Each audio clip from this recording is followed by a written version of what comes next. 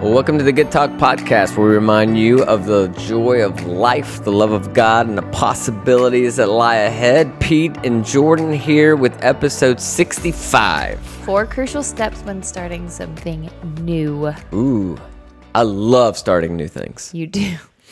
You start. Actually, we're both starters in a lot of ways. Like, we love to dream things. Yep.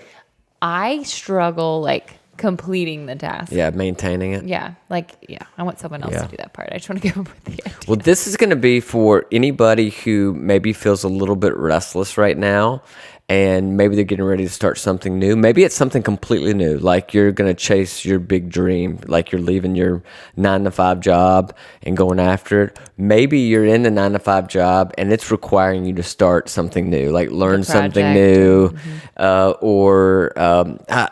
It's interesting in life coaching a lot these days. It seems like I've run into a talk with someone yesterday who's a realtor who wants to go into kind of wellness. And then I've talked with, some other people who are in a particular job doing one thing, but it's requiring them to launch a podcast. Right. Or something new inside of that. And so if you're thinking about starting something new, maybe you feel a little bit restless, maybe you feel like you need to reinvent yourself. I think it's still the average. Most people go through 7 different career changes. Really? Yeah. Totally different in their life. Yeah. Wow. That's crazy. Mm-hmm. Wow. And you, of all people, you've done that really well. So I'm excited to hear your 4 crucial steps in starting something new. Well, we will get into that in just a minute. It's exciting days right now. The boys are getting out of school. I know. Yeah, I was at yesterday, actually, technically. The grocery store yesterday, right after lunch, and it was just filled with kids, out of school, and they were all going in there to get their snacks, and literally running down the aisles. I was like, oh, I remember that, excitement. Yeah, they're so pumped. Nothing like it. We talked about this yesterday. There's nothing in your adulthood that really is that similar to that feeling. Yeah, I know. Of I just finished a whole year of this. I'm done with it. Goodbye. Get a big long break. Big long break. Yeah, adulthood is just it's the same. You just keep going. Wouldn't it be cool if all of our jobs you were off for the summer? I know. I'm so jealous. My cousin is a school teacher, and teachers have incredibly hard jobs throughout the entire year, but I'm always so jealous of those 2 months in the summer where they're like, yes, we get to have it off and chilling and hanging with your kids and all that. But yeah, I really do. I miss that feeling of oh, we're done. I love it. Even though I'm not, I still get equally as excited for the kids getting out of school, and I love going in the summer, and it just means, summer vacations and pool time and fun stuff. So we ready? Crazy pumped. We got Memorial Day coming up, kind of the first big summer kickoff. We get to go down to Georgia for a little bit. Yep. I'm excited. Introduce Pepper to the pool. Yes. Hopefully she likes water. We are big pool people, except we are really the people on the side tanning for hours, which we can't do anymore. It's so sad. It's not us anymore. Used to love to read a book by the pool. No. That's gone. Gone. Yeah, we're going to be holding a little 10-month-old splashing around in the water. So that's okay. Woo-hoo. I'll take it. It's still going to be great. Yep. So welcome summer. We're so glad. We hope all of you have a great summer. Hope maybe while you're heading off to vacations, you can catch up on a few of your favorite podcasts. Hopefully we'll make that list. Yeah, exactly. I know that's what we do when we're driving in the car. We put one on. Pass the time. So speaking of ending of things and starting new things, yesterday I was watching. So pretty much daily, I watch Ellen, the Ellen show. Didn't you used to have a 9-to-5 job when I first met you, and you would record it? Yeah, it's just something I like to have on in the background. It's happy. She's always doing something generous. I don't know.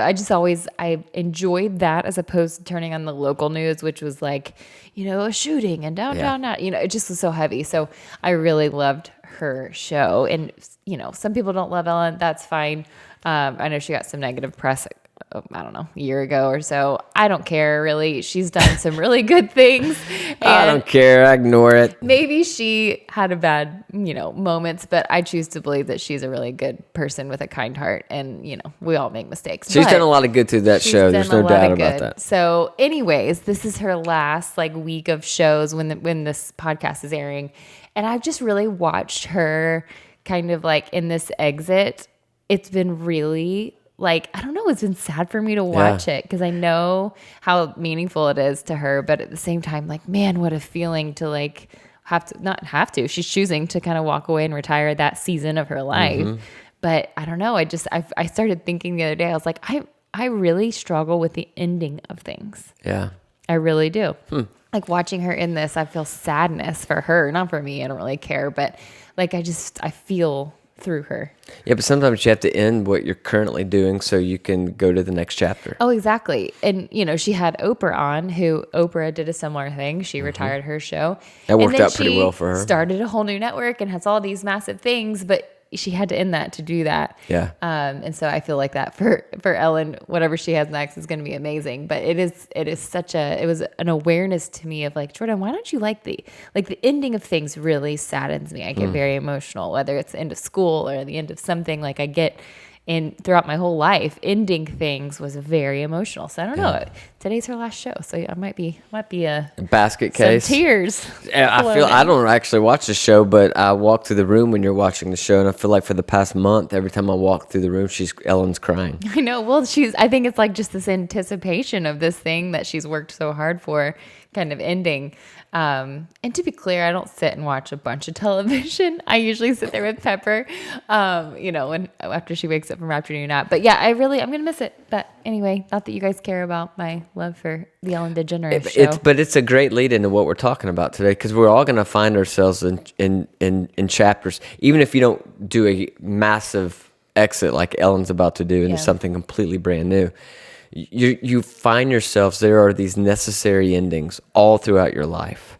Necessary ending of relationships, necessary endings of certain methods that work that no longer work, and so I find myself having to reinvent myself over and over and over. Even, I was a pastor for over 20 years, but even inside of that, there's so many different seasons and tools that required me, I had to learn to do video, how to speak on video. I remember learning Twitter. I remember thinking when I first started, what a colossal waste of time this is, blah, blah, blah. Same thing with Instagram, same thing with Facebook. But there's always different tools and different things coming along. And I believe if you're a growing person, you're going to have new dreams and things that you want to chase and pursue. And so I think it's really important, from time to time, we're all going to find ourselves in these moments where we have to reinvent, where we have to rebuild, where we have to launch into something completely different than before. And whether that's you're a corporate CEO wanting to become an author, or whether you're a stay-at-home mom wanting to launch a podcast, or a financial advisor that decides they want to start selling digital courses, it's like you're going to find yourself in these places where you're having to say goodbye to something that used to work. It's no longer working, or it's no longer makes you passionate, no longer fires you up, and you're doing something new. Yeah. When that happens, what do you do? And these are actually 4 lessons I shared. A friend of mine has a podcast and asked me to come on and talk about this idea of reinvention. He helps build people personal brands, and so this is something that they're doing all the time. And I think it's a really important topic because we all find ourselves there from time to time. So here's what I would say. The first thing, there's 4 steps. The first thing is you have to commit to the process. You can't dabble in reinvention. Yeah, true. You can't stick your toe down in there and say, "Oh, I may try this one day." You'll never get there that way. You have to commit. You don't drift into reinvention. And the fact of the matter is that you're not going to have any level of success at all if you don't just fully commit. And that doesn't mean that you have to leave whatever you're currently doing completely behind and then start something. That's not what I say. When I say commit, I just mean you have to make a decision in your mind. I'm going to do this. This is important to me. Right. It's not enough if you hear somebody say, let's use it starting a podcast as an example. Somebody tells you, "Oh, you should start a podcast," and you're like, "Yeah, I agree. I should start a podcast." That's not committing. Yeah. Right? Yeah. Committing is saying, I'm going to start a podcast. I'm going to launch it on this date. Yeah. And I don't care how crappy it is. Yeah, you got to start. I'm going to launch, right? So you got to commit to the process. And I just think that That's important, and a lot of people get stuck there because what they think they've got to feel in order to commit to the process is confidence.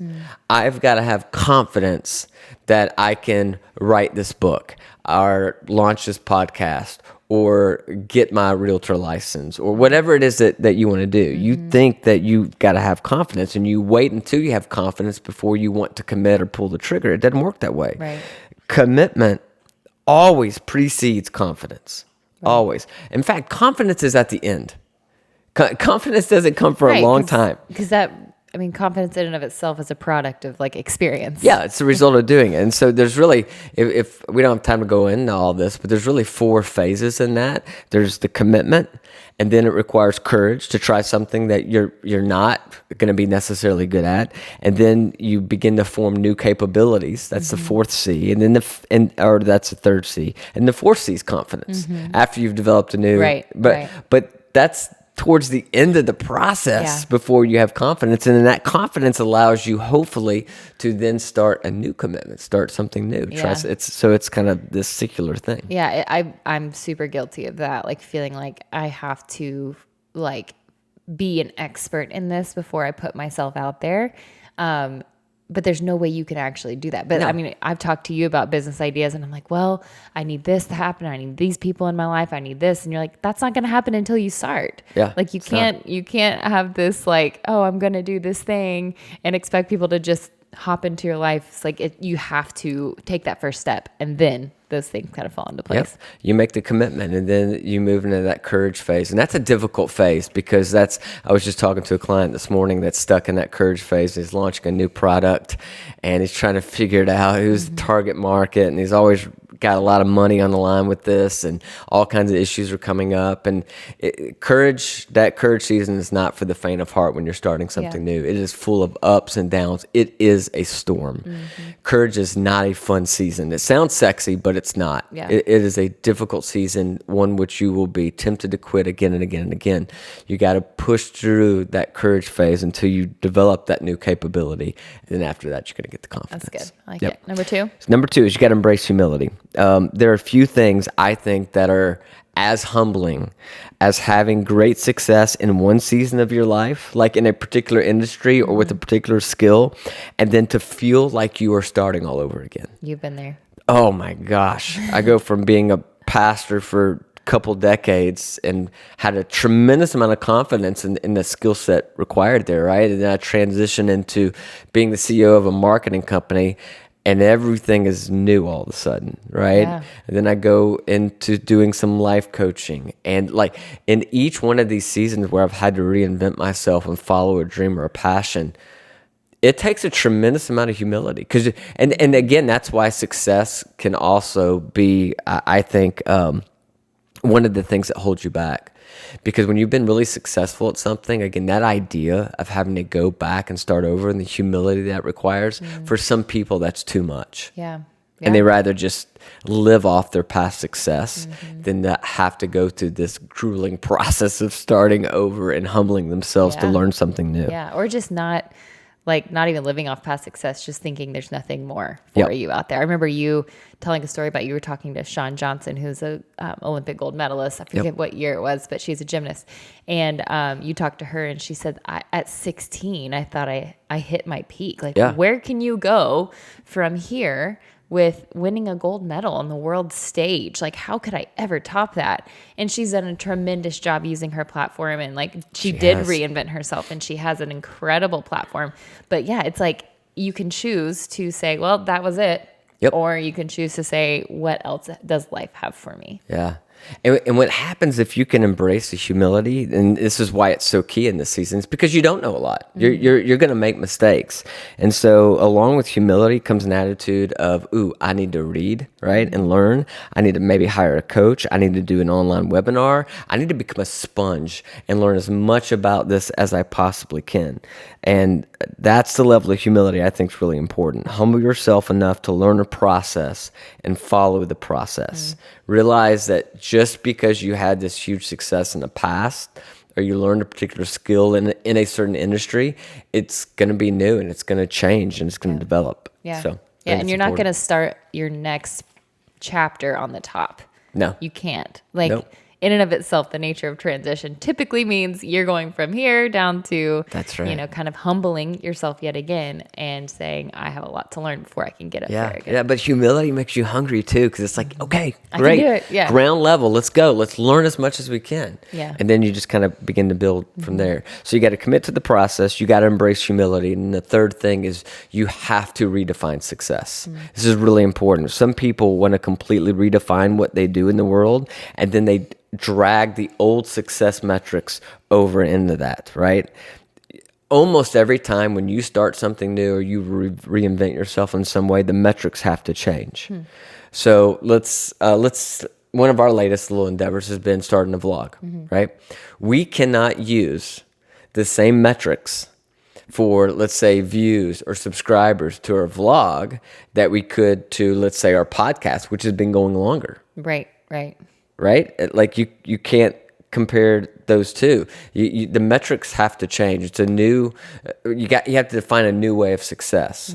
And I think a lot of people forget like that they've been spending sometimes 5, 10, 15, maybe 20 plus years honing a particular skill, building something, creating something. They've had a level of success. They know how to measure that. And then again, they start something new and they just think they're going to have that kind of level of success again. And they forget it took them years to get to where they currently are.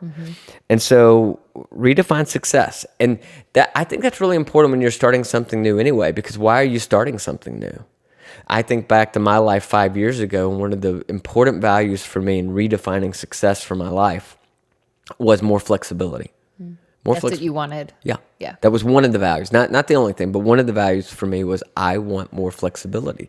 And so having more freedom in my schedule was one of the ways I was going to measure success in my transition. Yeah. I couldn't measure it by, let's say, number of people impacted. Right. Because the reality was I pastored a very large church, got to speak at a lot of other very large churches. So if I try to drag that metric over into my new season, You would never find what you would consider success. Yeah. Nope. So it's important to redefine that. And once you redefine that idea of flexibility, again, it makes you okay with some of the other things. Like, for instance, these days, I look back on my past. I used to have 3 offices. I had 3 separate offices. I had a very large home office that I did a lot of writing from. I had a office in a building that overlooked downtown Nashville. Beautiful office, right? Perfect setup just for me. I had a third office, which was kind of considered a backstage office. That was a more private office. I had all this different space to do my work and to do my thing. These days, my office basically consists of a shared laundry room with a washer, a dryer, a cat litter box, and a printer in the corner. Like, You don't work in the laundry room. no, but that's what I would consider to be my office. My office. My gosh. In fact, that's the best case scenario. If you don't count the laundry room, I have no office. Whoa, blowing out the None audio. at all. No, yeah, you're right though. You do. You have changed drastically with But your I'm not defining. space. I'm not dragging over the same metrics, right? The flexibility was a lot more important to me than having 3 offices and everything that also had to go along with that. Yeah. It's very true. So you got to make sure you redefine success and what that looks like for you. You know, there was a season in my life that I had a video team full time of 4 or 5 people who were cranking out videos and creative things, and any idea I could think of, boom, they could execute on it. Our video and IT team consists of me and you. Yeah. You're And welcome. Congratulations. Congratulations. On any given day, whichever one of the 2 of us has more patience than the other is the IT team. But the one that's stressed out, who might likely throw a piece of equipment, that day you don't get to be on the IT team. But you know what? Again, it's okay. I've redefined success, right? And the metrics have to change. There's no way that you and I working together, which we love to work together, are going to crank out that same level of productivity, right? It's simply not going to happen. There's no way for it to. Okay. So anyway, I think you have to redefine success. And then the 4th thing is that you got to remember that you're never really completely starting over. And this is important, right? Because all this kind of goes in balance with each other. You've got whatever it is that you're starting new. You have some skills, you have some experience, you have some relationships that you're going to carry over from what you did in your past to what you're doing now. Yeah, that's so true. You never actually are starting from scratch. No.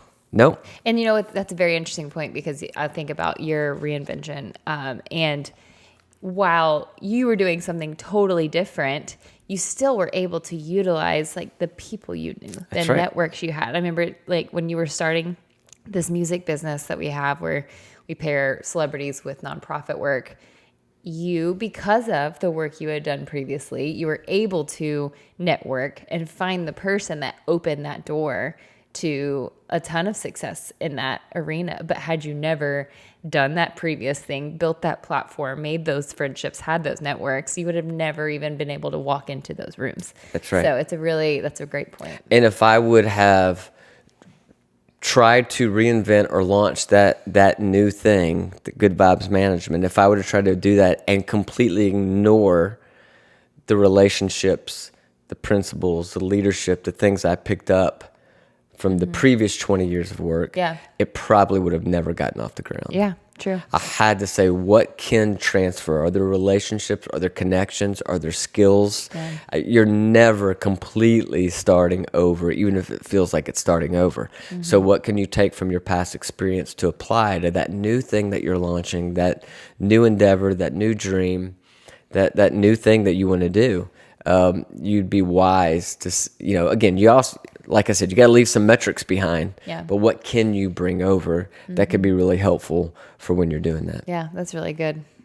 Really good. 4 crucial steps for when you're starting something new. I think, I don't know, I've got a lot in my brain because I feel like I always have new ideas, and I feel very convicted right now because it's like I do like 2 of those steps, Yeah. So I don't know. I think it's a very, very practical, and we all eventually get to a place where we're starting something new. For sure. Hopefully, And what you just mentioned is exactly why step 1 is so important, the commitment. It's possible to always have 2, 3, 4 ideas, dreams kind of floating around in your mind and your heart that you're just kind of dabbling on. Commitment forces you to pick. It's very hard to commit to multiple reinventions, multiple launches, multiple new ideas at the same time. Yeah. It is very possible to just sit there and live in, I call it la la land, where you sit around with your friends and you talk about, ooh, one day I'd like to invent this, or I'd like to launch this, or I'd like to try this. You could do that all day with 100 ideas. When you move to step 1 and you commit to something, all of a sudden that requires your time and your energy to go with it. It forces you to narrow down. And it's a really big, important first step that, quite honestly, a lot of people never even get to that. Yeah. Which then allows them to embrace the humility and start the whole process. That's so good. No, I think it's an encouragement too, because you want to be that person that commits, right? Like I have a handful of people I know in my life that have said they're going to do something and did it. And I'm like, yes, like I'm on the front row cheering them on. Yep. I think that's so incredible. Even if half the time they really didn't even know what they were doing when they started, and now they're doing amazing things. My best friend started a business and she's making an incredible living for herself and has the flexibility she's always wanted. Like I look at people who actually do things that they say they're going to do, and it's so impressive.